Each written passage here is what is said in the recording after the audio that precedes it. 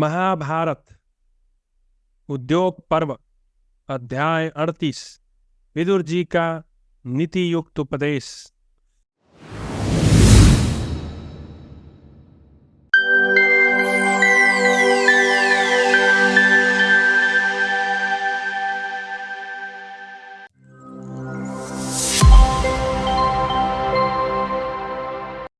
विदुर जी कहते हैं, महाराज धृतराष्ट्र, जब कोई माननीय वृद्ध पुरुष निकट आता है उस समय नवयुवक व्यक्ति के प्राण ऊपर को उठने लगते हैं। फिर जब वह वृद्ध के स्वागत में उठकर खड़ा होता है और प्रणाम करता है तब प्राणों को पुनः वास्तविक स्थिति में प्राप्त करता है। धीर पुरुष को चाहिए, जब कोई साधु पुरुष अतिथि के रूप में घर पर आवे तब पहले आसन देकर एवं जल लाकर उसके चरण पखारे, फिर उसकी कुशल पूछकर अपनी स्थिति बतावे, तदनंतर आवश्यकता समझकर अन्न भोजन करावे। वेदवेत्ता ब्राह्मण जिसके घर दाता के लोग भय या कंजूसी के कारण जल, मधुपर्क और गौ को नहीं स्वीकार करता, श्रेष्ठ पुरुषों ने उस गृहस्थ का जीवन व्यर्थ बताया है। वैद, चीर फाड़ करने वाला, ब्रह्मचर्य से भ्रष्ट, चोर, क्रूर, शराबी, गर्भहत्यारा, सेनाजीवी और वेद विक्रेता ये यद्यपि पैर धोने के योग्य नहीं है, तथापि यदि अतिथि होकर आवे तो विशेष प्रिय यानी आदर के योग्य होते हैं।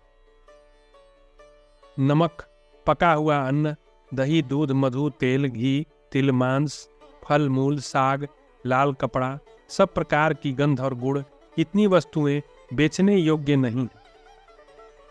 जो क्रोध न करने वाला, लोष्ट, पत्थर और स्वर्ण को एक साथ समझने वाला, शोकहीन, संधि विग्रह से रहित, निंदा प्रशंसा से शून्य, प्रिय का त्याग करने वाला तथा उदासीन है, वही सन्यासी है।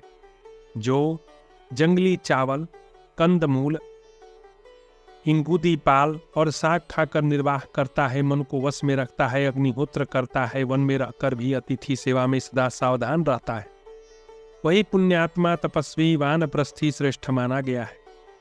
बुद्धिमान पुरुष की बुराई करके इस विश्वास पर निश्चित न रहे कि मैं दूर हूं। बुद्धिमान की बुद्धि रूप बाहें बड़ी लंबी होती हैं, सताए जाने पर वह उन्हीं बाहों से बदला लेता है। जो विश्वास पात्र का पात्र नहीं है उसको तो विश्वास करे ही नहीं, किंतु जो विश्वास पात्र है उस पर भी अधिक विश्वास न करे। विश्वास से जो भय उत्पन्न होता है वह मूल का भी उच्छेद कर डालता है। मनुष्य को चाहिए कि वह ईर्ष्या रहित, स्त्रियों का रक्षक, संपत्ति का न्याय पूर्वक विभाग करने वाला, प्रियवादी, स्वच्छता, स्त्रियों के निकट मीठे वचन बोलने वाला हो, परंतु उनके वश में कभी न हो। घर की स्त्रियां घर की लक्ष्मी कही गई हैं। ये अत्यंत सौभाग्यशालिनी, आदर के योग्य, पवित्र तथा घर की शोभा होती हैं। अतः इनकी विशेष रूप से रक्षा करनी चाहिए। अंतःपुर की रक्षा का कार्य पिता को सौंप दे, रसोई का प्रबंध माता के हाथ में दे दे, गौओं की सेवा में अपनी समान व्यक्ति को नियुक्त करें और कृषि का कार्य स्वयं ही करे। इसी प्रकार सेवकों द्वारा वाणिज्य व्यापार करे और पुत्रों के द्वारा ब्राह्मणों की सेवा करे। जल से अग्नि, ब्राह्मण से क्षत्रिय और पत्थर से लोहा पैदा हुआ है। इनका तेज सर्वत्र व्याप्त होने पर भी अपने उत्पत्ति स्थान में शांत हो जाता है। अच्छे कुल में उत्पन्न अग्नि के समान तेजस्वी, क्षमाशील और विकार शून्य संत पुरुष सदा काष्ठ में अग्नि की भांति संत भाव से स्थित रहते हैं। जिस राजा की मंत्रणा को उसके बहिरंग एवं अंतरंग कोई भी मनुष्य नहीं जानते, सब ओर दृष्टि रखने वाला वह राजा चिरकाल तक ऐश्वर्य का भोग करता है। धर्म, काम और अर्थ संबंधी कार्यों को करने से पहले न बतावे, करके ही दिखावे। ऐसा करने से अपनी मंत्रणा दूसरों पर प्रकट नहीं होती। पर्वत की चोटी अथवा राजमहल पर चढ़कर एकांत स्थान में जाकर या जंगल में तृण आदि से अनावृत स्थान पर मंत्रणा करनी चाहिए। भारत, जो मित्र ना हो, मित्र होने पर भी पंडित ना हो, पंडित होने पर भी जिसका मन बस में ना हो, वह अपनी गुप्त मंत्रणा जानने के योग्य नहीं है। राजा अच्छी तरह परीक्षा किए बिना किसी को अपना मंत्री न बनावे, क्योंकि धन की प्राप्ति और मंत्र की रक्षा का भार मंत्री पर ही रहता है। जिसके धर्म, अर्थ और काम विषयक सभी कार्यों को पूर्ण होने के बाद ही सभासदगण जान पाते हैं, वही राजा समस्त राजाओं में श्रेष्ठ है। अपने मंत्र को गुप्त रखने वाले उस राजा को निसंदेह सिद्धि प्राप्त होती है। महाराज, जो मोहवश बुरे कर्म करता है वह उन कार्यों का विपरीत परिणाम होने से अपने जीवन से हाथ धो बैठता है। उत्तम कर्मों का अनुष्ठान तो सुख देने वाला होता है, किंतु उन्हीं का अनुष्ठान न किया जाए तो वह पश्चाताप का कारण माना गया है। जैसे वेदों को पढ़े बिना ब्राह्मण साध कर्म करवाने का अधिकारी नहीं होता, उसी प्रकार संधि, विग्रह, यान, आसन, द्वैधी भाव और समाश्रय नामक 6 गुणों को जाने बिना कोई गुप्त मंत्रणा सुनने का अधिकारी नहीं होता। राजन, जो संधि, विग्रह आदि 6 गुणों की जानकारी के कारण प्रसिद्ध है, स्थिति, वृद्धि और हास को जानता है तथा जिसके स्वभाव की सब लोग प्रशंसा करते हैं, उसी राजा के अधीन पृथ्वी रहती है। जिसके क्रोध और हर्ष व्यर्थ नहीं जाते, जो आवश्यक कार्यों की स्वयं देखभाल करता है और खजाने की भी स्वयं रखवाली करता है, उसकी पृथ्वी पर्याप्त धन देने वाली होती है। भूपति को चाहिए कि अपने राजा नाम से जो राजोचित छत्र के धारण से संतुष्ट रहे, सेवकों को पर्याप्त धन दे, सब अकेला न हड़प ले। ब्राह्मण को ब्राह्मण जानता है, स्त्री को उसका पति जानता है, मंत्री को राजा जानता है और राजा को भी राजा ही जानता है। वश में आए हुए वध के योग्य शत्रु कभी छोड़ना नहीं चाहिए।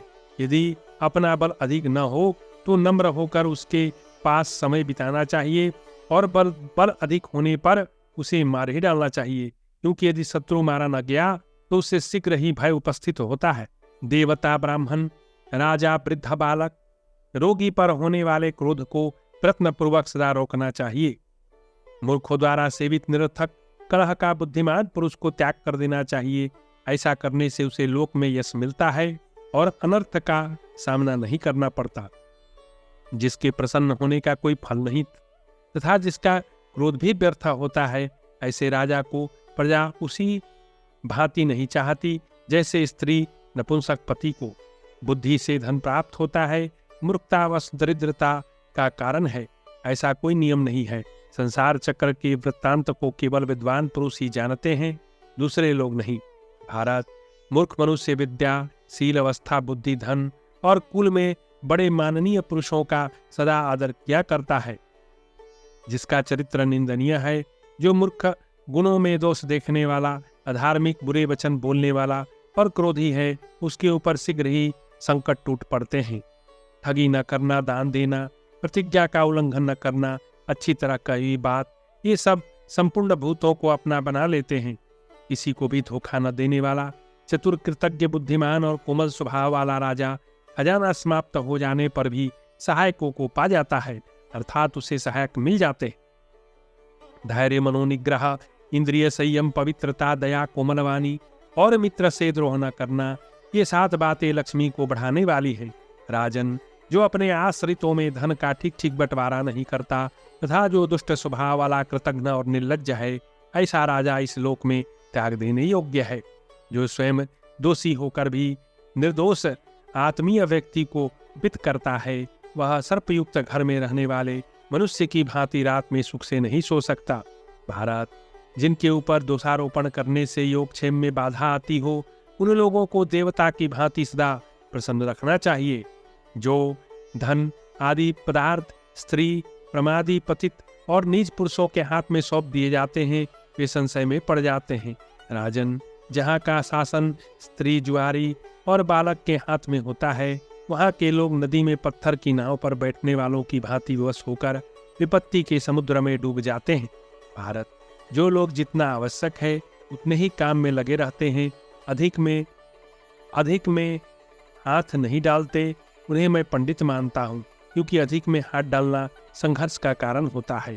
केवल जुआरी जिसकी प्रशंसा करते हैं, नर्तक जिसकी प्रशंसा का गान करते हैं और वेश्याएं जिसकी बड़ाई किया करती हैं, वह मनुष्य जीता ही मुर्दे के समान है। भारत, आपने उन महान धनुर्धर और अत्यंत तेजस्वी पांडवों को छोड़कर यह महान ऐश्वर्य का भार दुर्योधन के ऊपर रख दिया है। इसलिए आप शीघ्र ही उस ऐश्वर्य मद से मूढ़ दुर्योधन को त्रिभुवन के साम्राज्य से गिरे हुए बलि की भांति इस राज्य से भ्रष्ट होता देखी। इस प्रकार श्री महाभारत उद्योग पर्व के अंतर्गत प्रजागर पर्व में विदुरवाक्य विषयक 38वां अध्याय पूरा हुआ।